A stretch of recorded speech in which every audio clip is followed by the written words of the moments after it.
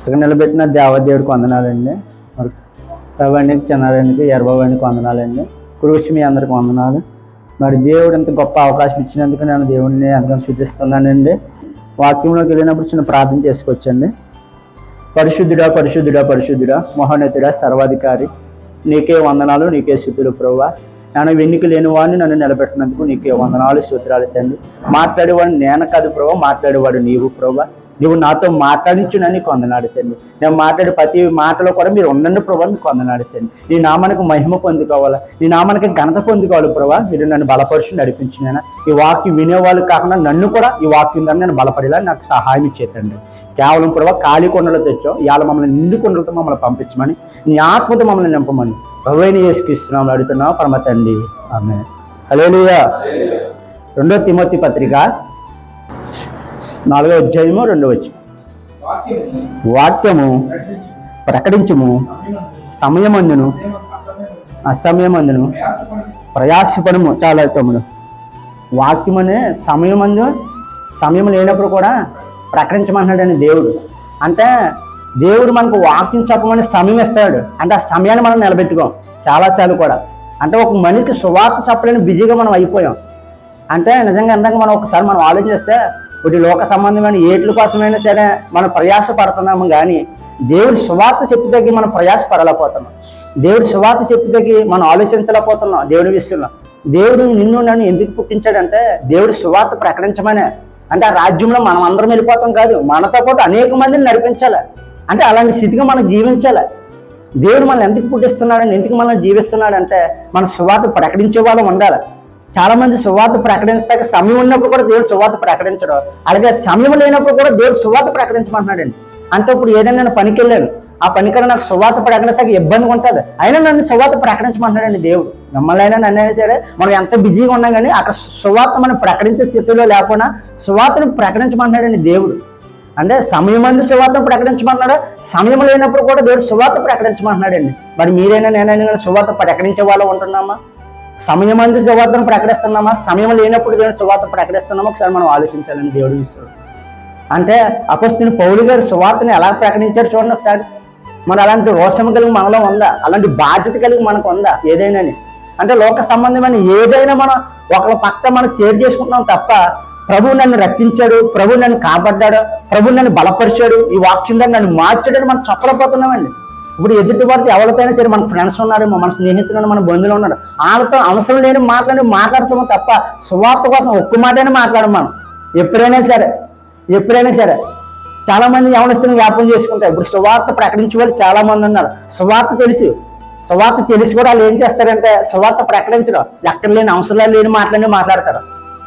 వ్యర్థం లేని మాట్లాడుతుంది తప్ప విలువైన మాట దేవుని మాట మనం చెప్పలేం. అంటే దేవుడు ఏమంటాడంటే సువార్త ప్రకటించమన్నాడు, సువార్తను ప్రకటించమంటున్నాడండి దేవుడు. మనం ఎలా ఉంటాం ఒకసారి మనం ఆలోచించాలి. మన ఆలోచన ఎలాగుంటుంది, మన ప్రవర్తన ఎలాగుంటుంది, మన నడక ఎలాగుంటుంది దేవుడి విషయంలో. సమయం లేనప్పుడు కూడా దేవుడు సువార్త ప్రకటించమన్నాడు. మనం ఎలాగున్నాం కానీ దేవుడి నామానికి మహిమ పొందుకోవాలంటే ముందు మనం సువార్త ప్రకటించాలి. ఏంటంటే మనం ఎప్పుడో యాగ ప్రార్థనగా వచ్చి వాక్యం వినేసి వెళ్ళిపోయే స్థితిగా కాదు. కానీ మనం ఏం చేయాలంటే సువార్తను భారం మనం తీసుకోవాలండి. దేవుని సువార్త ఎప్పుడైతే మనం భారం కలిగి సువార్త ప్రకటిస్తామో అనేక మంది రక్షణ పొందుకోగలరు. మన సువార్త చెప్పలేనప్పుడు ఎదుటోడు ఎందుకు మారగలడు? మన సువార్త చెప్తేనే ఎదుటోడు మారగలడు. మన సువార్త ప్రకటిస్తేనే ఎదుటివాడు ఆలోచన మారగలడు. మనం ఎప్పుడైతే భారం కలిగి మన సువార్త ప్రకటిస్తామో ఎలాంటి తోలంగానే దేవుడు మార్చేస్తాడు. దేవుడు ఏంటంటే మనం ఒకసారి జ్ఞాపకం చేసుకుంటే ప్రార్థన చేస్తే మనం తింటే కార్యాలు చేసేవాడు దేవుడు అండి. అంటే అది మనం జ్ఞాపకం చేసుకుంటే మన సువార్త ప్రకటిస్తే దేవుడు మన పట్ల కార్యం చేస్తాడండి. ఏదైనా మనిషికి అసాధ్యమేమో కానీ నమ్మితే సమస్తం దేవుడి సాధ్యమే. అంటే దేవుడి విషయంలో మనం ఏం చేయాలంటే సువార్త ప్రకటించే వాళ్ళు ఉండాలి. సమయం అందు దేవుని సువార్త ప్రకటించాలి, సమయం లేనప్పుడు దేవుని సువార్త ప్రకటించాలి. అలాంటి స్థితిగా ఉండాలి. ముందు చదువుతాము. సంపూర్ణమైన దీర్ఘశాంతితో ఉపదేశించుదు, గద్దించుము, బుద్ధి చెప్పుము అని. అంటే సంపూర్ణంగా దేవుడు సువార్తను ప్రకటించమంటున్నాడండి. అంటే చాలా మంది ఒకసారి మనం ఆలోచిస్తే ఇప్పుడు మంది సంఘంలో వాక్యాలన్నా ఎవరైనా ఒకసారి వాక్యాలు అన్నాం అనుకోండి, ఏం చేస్తుందంటే మనిషికి నచ్చేలాగా సువార్త ప్రకటిస్తారు చాలా మంది. అంటే అక్కడ వచ్చే జనాలకు నచ్చితే చాలు, అంటే వాళ్ళకి మెచ్చేలాగా గొప్ప మెచ్చేలా. మేము ఒక సువార్త మనం ఒక మీటింగ్కి వెళ్ళాము, ఇదంతా అక్కడ వాక్యం అసలే లేదు. మనుషులు నిజంగా జబర్దస్తులు ఎలా ఉంటారు అలా నవ్వుతూనే ఉంటాను. పొద్దున్నే ఆ వాక్యం అసలు వాక్యం లేదు నిజంగా, వాక్యం ఎంపిక లేదు నిజంగా, నాకే అర్థం అవ్వలేదు వాక్యం. అంటే వాక్యంలో ఎంత ఎలాగా నేర్చుకున్నా ఒకసారి మనం ఆలోచించింది. అంటే నిజంగానే మనం గద్దించలేని వాక్యం ద్వారా, బుద్ధి చెప్పలేని వాక్యం ద్వారా. ఎవరైనా మానవులు ఎందుకు వస్తారండి మందిరంలోకి? ఒక వాక్యం ద్వారా మారటగా వస్తారండి ఎవరైనా సరే. పాపంలో ఉన్నవాళ్ళు వెలుగులోకి ఎందుకు వస్తారా? ఏదైనా ఒక వాక్యం వాళ్ళ హృదయంలోకి వెళ్తే ఆ వాక్యం ద్వారా వాళ్ళ ఆలోచన మార్చేస్తారు, వాళ్ళ ప్రవర్తన విడిచిపెట్టేస్తారు. అలాగే ఆ రోజు మాకు వాక్యం అసలు అసలు వాక్యం లేదు. నిజంగా నేను చాలా బాధపడ్డాను. ఆ వాక్యం ఇచ్చి వాక్యం అసలే లేదంటే నిజంగా అందరూ నవ్వుకున్నాం తప్ప ఆత్మీయ వాక్యం లేదు అందులోని, శరీరం వాక్యమే ఉంది. అంటే ఏంటంటే నవ్వుకున్నాం అంతే వాక్యం ఉన్నారు. అంటే ఇప్పుడు ఈ రోజుల్లో సత్యమైన వాక్యం చెప్పుకోవాలి ఎవరైనా ఉన్నారంటే ఒకసారి మనం ఆలోచించండి. ఏదైనా సరే మనిషికి నచ్చేలాగా వాక్యం చెప్తున్నారు, మనుషులకి మెచ్చేలాగా వాక్యం చెప్తున్నారు. చాలా మంది కూడా అలాంటి స్థితిగా ఉంటున్నారండి. చాలా మంది కూడా సత్యముగా చదువుతాం లేదు, గద్దించి బుద్ధి చెప్పుము, సంపూర్ణమైన దీర్ఘశాంతితో ఉపదేశింది. సంపూర్ణంగా ఉపదేశించమంటున్నాడని దేవుడు వాక్యాన్ని, అంటే సంపూర్ణంగా దేవుడు చెప్పమంటున్నాడని వాక్యాన్ని, మనస్ఫూర్తిగా చెప్పమంటున్నాడని దేవుడు వాక్యాన్ని. అంటే ఏదో మన నోటికి వచ్చేటట్టు చెప్పేస్తే ఆ వాక్యం ఎలా ఫలిస్తుందండి? మన హృదయంలోంచి దేవుని వాక్యాన్ని మనం చెప్తే అది ఫలిస్తుందండి. అంటే అలా చెప్పుకోవాలని మన వాక్యాన్ని, అంటే ఇష్టం వచ్చినట్టుగా వాక్యం చెప్పేస్తే, ఇష్టం వచ్చిన వాక్యం మనం చెప్పేస్తే అది ఎలా ఫలిస్తుందండి? ఏదైనా ఒక వాక్యం విన్నామంటే ఆ వాక్యం మన హృదయంలోకి వెళ్ళిందాక అయ్యో ఈ వాక్యం చాలా బలపరిచింది అన్నట్టుగా మనం చెప్పుకోవాలండి ఏ వాక్యం అయినా సరే. అంటే మనం సంపూర్ణంగా దేవుడు వాక్యం బోధించాలండి. ముందు మనం కరెక్ట్గా ఉండాలండి. ఏ విషయంలో అయినా సరే ముందు మనం కరెక్ట్గా ఉండి దేవుని వాక్యాన్ని మనం నడుచుకుని అప్పుడు మనం చెప్తే అది సంపూర్ణంగా ఫలిస్తుందండి. మనం నీతిగా లేకపోతే దేవుని పట్ల పరిశుద్ధంగా మనం లేకపోతే మన వాక్యం ఎలా ఫలిస్తుంది? మనం పరిశుద్ధులుగా ఉండి, మనం నీతిగా ఉండి, మనం యథార్థంగా ఉండి, మన దేవుని పట్ల ఎంతగా పరిశుద్ధంగా మనం జీవించామో అప్పుడు మనం సంపూర్ణంగా వాక్యం చెప్తే దేవుడు గొప్పగా దేవుడు నిలబెడతాడండి. మరి అలాంటి స్థితిగా మనం అందరం ఉండాలండి, మీరైనా నేనైనా సరే. అంటే ఏదో వాక్యం వచ్చేసిందిలే చెప్పేసిందిలే అని కాకుండా వాక్యాన్ని ఇంకా లోతుగా వెళ్ళి ఇంకా బైబిల్లో మాటలు చెప్పుకోవాలి కాబట్టి ఇప్పుడు మంది వస్తారు. నిజంగా నేను చాలా వాక్యాలు అన్నాను. ఇప్పుడు మంది వాక్యాలు చెప్తారు, శృతి మంత్రంగా వాక్యాలు చెప్తారు తప్ప లోతైన వాక్యాలు చెప్పరు చాలా మంది. నిజంగా ఈ గాది యూత్లోకి వచ్చాక రవణ లోతైన వాక్యాలు చెప్పారు కాబట్టి ఎలా నిలబడ్డాం మనం అందరం కూడా. ఎలాగైనా లోతైన వాక్యాలు చెప్పకుండా మనం ఎలా నిలబడగలమా? నిలబడలేము. నేను చాలా వాక్యాలు అన్నాను, లోతైన విషయాలు ఎవరు చెప్పుకోరు, ఏదో అక్కడ చిన్న చిన్న మాటలు చెప్పుకోరు అంతే. మనకు లోతైన వాక్యాలు వినాలండి ఏదైనా. అంటే అలాంటి సేవకుల దగ్గర మనం నడుచుకోవాలి, అలాంటి స్థితికి మనం అందరం ఉండాలండి. సంపూర్ణంగా దేవుని వాక్యం చెప్పాలండి. రెండో వాక్యంలోకి వెళ్ళొచ్చండి. రోమపత్రిక 1:16 సువార్తను గూర్చి నేను సిగ్గుపడేవాడును కాదు. అపొస్తలుడైన పౌలు రోమా సంఘానికి చెప్తున్నాడు మాట. సువార్తను ప్రకటిస్తాకి నేను ఏమాత్రం సిగ్గుపడేవాడును కాదు. అంటే అపొస్తలుడైన పౌలు గారు సిగ్గుపడతలేదంటే నువ్వు వాక్యం చెప్తాకి. ఈ రోజుల్లో పాట పాడమంటే సిగ్గు, ప్రార్థన చేయమంటే సిగ్గు. ఇంటికండి ఎలాగంటున్నాను మనం ఏదైనా సరే. ఇప్పుడు ఎవరైనా సరే ఒక పాట పాడమని సిగ్గుపడిపోతారు దేవుని సువార్త, ఒక సువార్త ప్రకటించమని సిగ్గుపడిపోతారు, చిన్న పరిచయం చేయమని సిగ్గుపడిపోతారు చాలా మంది అండి. ఇప్పుడు దేవుడు అవకాశం ఇచ్చినప్పుడు మనం ఏం చేయాలా? దాన్ని నిలబెట్టుకోవాలా. దేవుడు ఎప్పుడెత్తడని అవకాశం. అంటే అపొస్తలుడైన పౌలు చెప్తున్నారు సువార్త ప్రకటిస్తాక నేను ఏమాత్రం సిగ్గుపడేవాడిని కాదంటండి. అపొస్తలుడైన పౌలు ఎలా చెప్తున్నట్టు మనతో ఒకసారి. అంటే సువార్త ప్రకటిస్తాక మనం అస్సలు సిగ్గుపడకూడదండి. ఏ నిమిత్తం ఇస్తున్నా సిగ్గుపడకూడదు. దేవుడు పని చేసినా సిగ్గుపడకూడదు, దేవుడు సువార్త ప్రకటించినా సిగ్గుపడకూడదు, దేవుడు ప్రార్థన చేసినా సిగ్గుపడకూడదండి. చాలా మంది లోకంలో చాలా మంది సినిమా థియేటర్లు కాడన్నా లేకపోతే లోక సంబంధమైన ఏ లభిస్తున్నా చాలా మంది పని చేస్తారు తప్ప అక్కడ సిగ్గుపడరు అసలు. మందిరానికి వస్తే సిగ్గుపడిపోతారు చాలా మంది. ప్రభు సంవత్సరం వచ్చినప్పుడు ఆ రోజునే సిగ్గుపడిపోతారు చాలా మంది. అంటే మందిరంలోకి వచ్చినప్పుడు సిగ్గుపడిపోతారు. అంటే దేవుడి పని వచ్చినప్పుడు సిగ్గు ఎందుకని మనకు నిజంగానే మన సిగ్గు ఎందుకు? ఏ క్షణమైనా మనం సిగ్గుపడకూడదండి. అంటే లోక సంబంధమైన ఏది చేయడం సిగ్గుపడిపోతున్నాం తప్ప దేవుడి మందిరానికి వచ్చినప్పుడు మనం ఎందుకు సిగ్గుపడిపోతున్నాం? దేవుడు మన పట్ల ఎంతో గొప్ప, ఆయన ప్రాణము పెట్టాడు, ఆయన కోసం కూడా సిగ్గుపడకుండా ఆయన మందిరం ఒక్క దినం కూడా మనం గడపలేకపోతున్నాం, సువార్త ప్రకటించలేకపోతున్నామండి. అంటే మనం ఎలా జీవిస్తున్నాం ఒకసారి ఆలోచించండి. మనం ఎలా నడుచుకుంటున్నాం దేవుడి విషయంలో. సువార్త ప్రకటిస్తాక మనం చాలాసార్లు సిగ్గుపడిపోతున్నాం. నేను ఇంతకుముందు సువార్త ప్రకటిస్తాక ఎన్నోసార్లు అవకాశాలు వచ్చినాయి, నేను కొన్ని విషయాలు వెనకబడిపోండి. నిజంగా దేవుడు నన్ను ఎంతగానో బలపరిచాడు నేను వాక్యం ద్వారా. అందుకే చిన్న వాక్యమైనా నేను ప్రిపేర్ అవ్వడం చెప్పాలి దేవుడి సువార్త. ఏదోలాగా నాకు మాట రాకపోయినా ఏదోలాగా దేవుడి సువార్త ప్రకటించాలి. అంటే అపొస్తలుడైన పౌలు చెప్తున్నాడు కానీ సువార్త ప్రకటిస్తాక నేను ఏమాత్రం కూడా సిగ్గుపడలేదండి. అంటే ఎప్పుడు కూడా మనం సిగ్గుపడకూడదండి. సువార్త ప్రకటించినప్పుడు మనం ప్రతిసారి కూడా లోక సంబంధమైన ఏ పని చేసినా మనం సిగ్గుపడిపోతున్నాం తప్ప దేవుడు సువార్త చెప్తే సిగ్గుపడిపోతున్నాం. చాలా మంది అండి బాబు, చాలా మంది నన్ను నా జీవితంలో ఎంతమందిని చూశాను. చాలా మంది చాలా అవకాశాలు ఇచ్చిన దేవుడు, అవకాశం ఇచ్చిన దేవుడు సువార్త ప్రకటించలేకపోతున్నాం. ఇప్పుడు ఒక అంశం మనం లెక్కేసుకుంటే, నాకు ఇంతకుముందు ప్రార్థన చేస్తే నాకు రాదు. ఏదో నేను ఇప్పుడు ఎత్తితే ఒక మనిషితో నేను అలా మాట్లాడుతున్నా, అలా మనం మాట్లాడుతున్నా దేవుడితో, అలా మాట్లాడితే దేవుడు మన ప్రార్థన వింటాడు. అదే మనం సిగ్గుపడకూడదు ఏ విషయంలో సరే. ఒక సువార్త ప్రకటించే విషయంలో ఏంటి, ఒక సువార్త లేకపోతే ఒక పరిచయం చేసినప్పుడు ఏంటి, లేకపోతే ఒక ప్రార్థన చేసినప్పుడు ఏంటి, లేకపోతే ఒక పరిచయం చాలాసార్లు మనం నాకు మంది చాలా మంది ఉంటామండి. ఏంటంటే నాకు ఈ పని ఇచ్చారు ఏంటి అని చాలా మంది సిగ్గుపడతారు. అంటే దేవుడి విషయం మనం ఎప్పుడు సిగ్గుపడకూడదు. మనం మనుషులు చేస్తలేదు కదండి, దేవుడి చేస్తున్నాం, మనం దేవాతి దేవుడి చేస్తున్నాం. అంటే మనం ఎందుకు సిగ్గుపడాలి? మనం ఎప్పుడు కూడా సిగ్గుపడకూడదు. నేను దేవుడి సువార్త ప్రకటించాను. అపొస్తలుడైన పౌలు ఎలాగైతే రోషం కలిగి ఉన్నాడో అలాంటి రోషం కలిగి మనం జీవించాలండి, అలాంటి రోషం కలిగి మనం ఆలోచించాలండి. మనం ఏ ప్రతి విషయంలో సిగ్గుపడకూడదు. సిగ్గుపడితే మనం ఏమన్నప్పుడు దేవుడు అక్కడ దగ్గరికి వచ్చి నేను చనిపోతాం. దేవుడు ఒక సభ పడిపోయాడు, నేను పలానా టైం నీకు సువార్త ఇచ్చాను, నువ్వు ఎందుకు చెప్పలేదని దేవుడు అడిగితే మనం ఏం చేయాలి? అప్పుడు ఏమి చేయలేము. నేను ఆ టైం నేను నీకు పరిచయం నువ్వు ఎందుకు చేయలేదని దేవుడు అడిగితే మనం ఏం చేయగలం? ఆ రోజు నీకు అవకాశం ఇచ్చి నువ్వు ప్రార్థన రాలేదని దేవుడు అడిగితే అప్పుడు ఏం చెప్పగలం? మనం సమయం ఉన్నప్పుడే దేవుని స్తుతించాలి, సమయం ఉన్నప్పుడు దేవుని ఆరాధించాలండి. చాలా మంది కూడా సమయం లేక చాలా మంది వ్యర్థంగా జీవిస్తున్నారండి. అలాంటి స్థితిగా మనం ఎప్పుడూ ఉండకూడదు. కానీ సువార్త ప్రకటించే విషయంలో అసలు మనం సిగ్గుపడకూడదండి. మీరైనా నేనైనా అది అంతమంది ఉన్నాను. మరి చాలా మంది కూడా లెక్క వేసుకుంటే ఒకసారి మనం చాలా మంది ఈదికి సువార్తకి వెళ్తున్నారు, అలా చాలా మంది శ్రద్ధ పుట్టేసిపోయారు చాలా మంది అలా. అయినా కానీ దేవుడు సువార్త ప్రకటిస్తున్నాడండి. మరి అలాంటి ఓని కూడా చూసి మనం ఇంప్రెషన్ అవ్వాలి, అలాంటి ఓని చూసి కూడా మనం ఆలోచించాలి. అపొస్తలుల పౌలు కాదండి, ఎక్కడ కూడా చాలా మంది కూడా సువార్త ప్రకటిస్తున్నారు. చాలా మంది కూడా సువార్త ప్రకటించి పల్లెలో చాలా మంది కూడా చాలా గాయపడుతున్నారు, చాలా బాధలు పడుతున్నారు. మరి అలాంటి వాళ్ళు కూడా చూసుకుని కూడా మనం నిలబడలేకపోతున్నాం. అంటే మన ఆలోచన ఎలా ఉన్నట్టు ఉన్నాయి. ఎప్పుడు చూసినా మన అవసరాలే మన కష్టాలు కాదు, కానీ మన సువార్త కోసం మనం నిలబడాలండి. ఎప్పుడైతే దేవుడి పని మనం చేస్తామో అప్పుడు దేవుడు మన పని చేస్తాడండి. మరి అలాంటి స్థితిగా మనం ఉండాలి. మనం ఎప్పుడైనా మనం ఏ స్థితికైనా సువార్త ప్రకటించే స్థితిగా మనం ఉండకూడదు. కానీ సువార్త ప్రకటించే విషయం మనం ఎప్పుడు కూడా సిగ్గుపడకుండా దేవుడి పనులు మనం అందరూ కూడా నడుచుకోవాలండి. దేవుడి పనులు మనం అందరూ కూడా బలంగా వాడబడాలండి. 3వ వాక్యంలోకి వెళ్ళొచ్చండి. మరి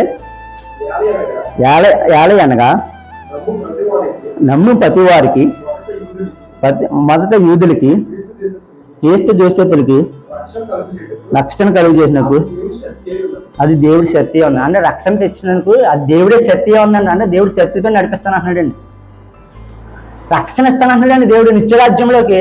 మరి అలాంటి దేవుడు మన పక్షాన్ని మనం ఎందుకండి ఏ విషయంలో సువార్త మనం ప్రకటించాలండి. సువార్త ప్రకటిస్తాం మన భాగ్యం, సువార్తను ప్రకటిస్తే మన భారం అనేది. మన సువార్త ప్రకటించే సువార్త ఎప్పుడైతే మనం ప్రకటిస్తామో నిత్యరాజ్యంలో మనం వెళ్తాం. మనం ఎలా ఉన్నా ఒకసారి మనం ఆలోచించిన చదువుతాము. ఏలే అనగా నమ్ము ప్రతి వారికి ఎలాంటి భేదము లేకుండా రక్షణ కలిగేందుకు దేవుడి శక్తి. అంటే ఎలాంటి భేదం కూడా లేదండి సువార్త మనం ప్రకటించే విషయంలో. అది శక్తియే ఉన్నదంటండి. అంటే మనం ఎలా ఉన్నాం ఒకసారి మనం ఆలోచించాలి. అంటే ఏ భేదం కూడా లేదండి. కొంతమంది కుల మతాలు అని భేదాలు పెట్టుకుంటారు, అంటే ఏ భేదం కూడా లేదు. అది శక్తిగా ఉందండి. అంటే మన సువార్త ప్రకటించే విషయంలో ఎలాంటి భేదం కూడా లేదండి. మన నిత్యరాజ్యంలోకి మనం వెళ్ళాలంటే మన సువార్త ప్రకటించాలి. కుల మతం లేకుండా ఏమీ లేకుండా మనం అందరినీ ప్రేమించాలి, అందరికీ సువార్త మనం ప్రకటించాలండి. అలాంటి స్థితిగా మీరు నేను కూడా ఉండాలండి. అలాంటి స్థితిగా మనం నిత్యరాజ్యంలోకి మనం అందరం కూడా వెళ్తామండి. 3వ వాక్యంలోకి వెళ్ళొచ్చు తమ్ముడు. మొదటి కొరింథీయులకు రాసిన పత్రిక 9:16 నేను సువార్తను ప్రకటించుతున్నాను. చెప్తాను. సువార్తను ప్రకటించే భారము నా మీద మోపబడి ఉన్నది. అయ్యో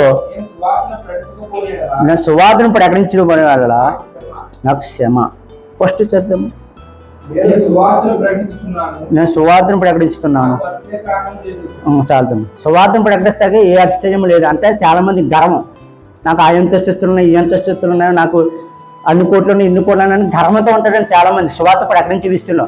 అంటే సువార్త ప్రకటించే విషయంలో మనకి ఎందుకంటే అలాంటి గర్వం మనలో మనం తగ్గించుకుని సువార్త చెప్పలేమా, తగ్గించుకుని సువార్త ప్రకటించలేమా మనం అందరం కూడా. అంటే చాలా మంది కూడా సువార్త చెప్పే విషయంలో గర్వంతో ఉంటాడండి. ఏదో కొన్ని రాళ్ళు మన వెనకాలంటే ఏమైందంటే కొన్నంత బలం వచ్చేసి మన పక్కన ఎవరో లేరు. కొంతమందికి ఏం చేస్తుందంటే వెనక ధనం బట్టి, అంతస్తులు బట్టి, ఆస్తులు బట్టి మనకి ఏం చేస్తుందంటే గర్వం వస్తుందండి. గర్వం ఉండకూడదండి ఎప్పుడు కూడా. సువార్త ప్రకటించినప్పుడు దేన మనసుతో సువార్త ప్రకటించాలి, తగ్గించుకుని సువార్తను మనం ప్రకటించాలండి. అలాంటి స్థితిగా మనం అందరూ కూడా ఉండాలండి. కొంచెం ముందు చదువుతుంది.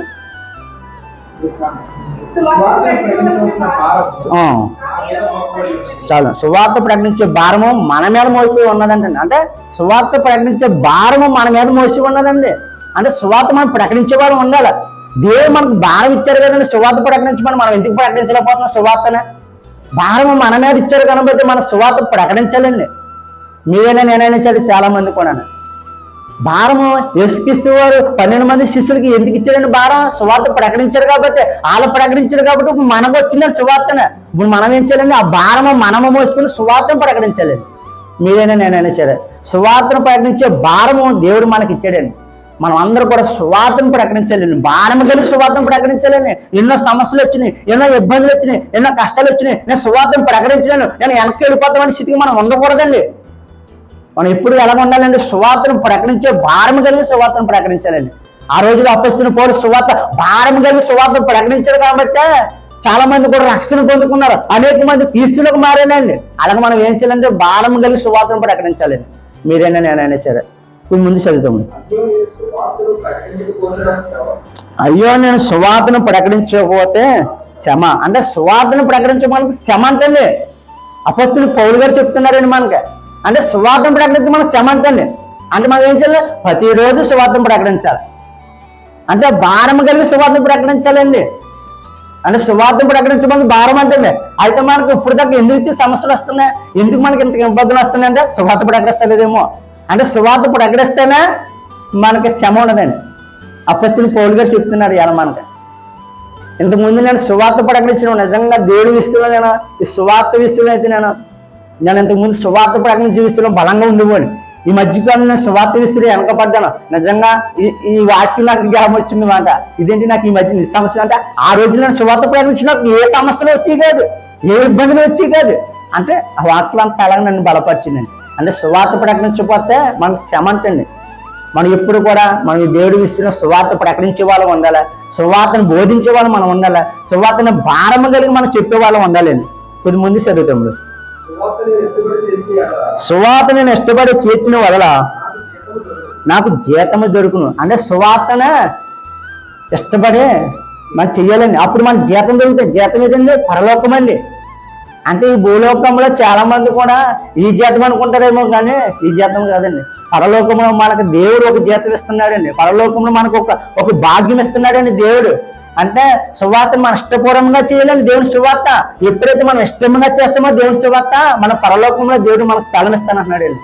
ఆయన రాజ్యంలో మనకి చిన్న గుడి ఇస్తానంటున్నాడండి దేవుడు. మనకి చిన్న స్థలం ఇస్తానంటున్నాడండి దేవుడు.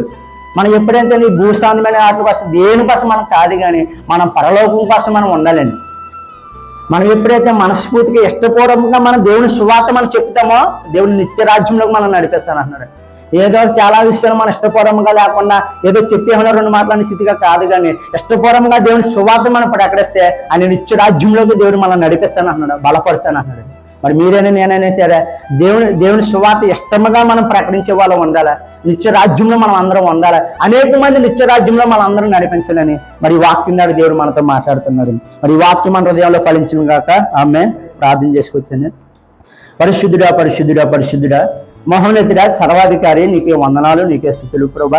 నాయనా వెన్నికి లేని వాడిని నిలబెట్టినందుకు నీకే వందనాలు స్తోత్రాలు తండ్రి. ప్రభా ఏ చదువు లేని వాడిని నన్ను నిలబెట్టినందుకు నీకే వందనాలు స్తోత్రాలు తండ్రి. వినిన వాక్యం ధరగా ప్రతి హృదయంలో బలపడేలా సహాయం ఇచ్చే, ప్రతి హృదయంలో నీ వాక్యం ధరగా నింపబడేలా సహాయం ఇచ్చే ప్రభా. సువార్త భారము కలిగి మేము అందరూ నడుచుకోవాలి ప్రభా, నీకు వందనాలు తండ్రి. సువార్త విషయంలో ఎలాంటి సిగ్గుపడకూడదు ప్రభా, నీకు వందనాలు. అపొస్తలుడైన పౌలు ఎలాగైతే నీ సువార్తలో సిగ్గుపడలేదో ప్రభా, అలాంటి సిగ్గుపడకుండా ఏ క్షణమైన మేము సువార్త చెప్పేవాళ్ళం మమ్మల్ని నడిపించునని వందనాలు తండ్రి. నీ వాక్యం ధర మమ్మల్ని బలపరచునైనా నీకు వందనాలు తండ్రి. అలాగేనైనా నీకే స్తుతులు, నీకే వందనాలు. ఏ మాత్రము కూడా నీ విషయం మేము సిగ్గుపడకూడదు ప్రభా, ఏ మాత్రము మేము వెనకపడకూడదు ప్రభా. సువార్త విషయంలో కానీ ప్రభా అపొస్తలుడైన పౌలు నీ పట్ల భారం కలిగి సువార్త ఎలాగైతే చెప్పారో అలాంటి స్థితిగా మేము ఉండాలి. అపొస్తలుడైన పౌలు ఎలాగైతే నీ పట్ల నడుచుకున్నాడో అలాంటి స్థితికి మేము నడుచుకోవాలి ప్రభా, నీకు వందనాలు తండ్రి. ప్రభా ఇష్టపూర్వకంగా నీ సువార్త ప్రకటిస్తే నిత్య రాజ్యం ఇస్తానంటున్నావు కాదు ప్రభా. అలాంటి దేవుడు ఎవరున్నారు ప్రభా ఈ లోకంలో? నేను ఇష్టపూర్వకంగా మేము అందరం సువార్త ప్రకటించే వాళ్ళం ఉండాలి. నీ నిత్య రాజ్యంలో మేము అందరం నడుచుకోవాలి ప్రభా. అనేక మంది అదే తోరణ మనం నడిపించాలని నీకు వందనాలు. ఖాళీ కొండలు తెచ్చావు, నిన్ను కొండలతో పంపిస్తున్నందుకు నీకే వందనాలు. ప్రతి ఒక్కరిని ప్రభా ఈ వాక్యంతో బలపరిచి నడిపిస్తున్నందుకు నీకు వందనాలు. ఈ వాక్యం ప్రతి ఒక్కరికైనా ఇని వదిలేసే వాళ్ళ కాకుండా ఈ వాక్యం ద్వారా మేము అందరూ నేర్చుకునే మంచి జ్ఞానాన్ని మంచి ఆలోచన మాకు దయచేయమని ప్రభువుని యేసుక్రీస్తు నామములో అడుగుతున్నాం పరమ తండ్రి.